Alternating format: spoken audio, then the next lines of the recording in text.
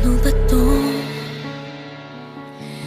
Parang nahulog na sa'yo. Di ko ginusto, ngunit ito ang totoo. Makikiusap na, sana'y mapakinggan. At kung sa'yo'y hanggang kaibigan lang, kahit kunwari